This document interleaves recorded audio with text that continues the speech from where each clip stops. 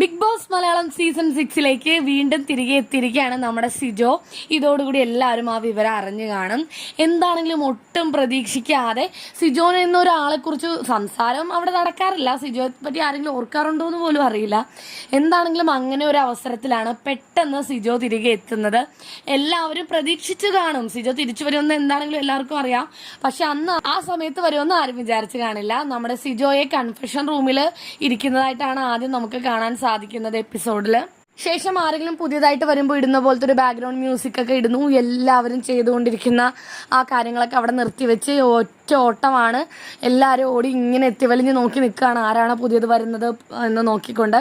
അപ്പോഴാണ് welcome back to home എന്നൊക്കെ പറഞ്ഞ് ഇങ്ങനെ ഒരു ഫ്ലെക്സ് കാണുന്നത് കേട്ടോ.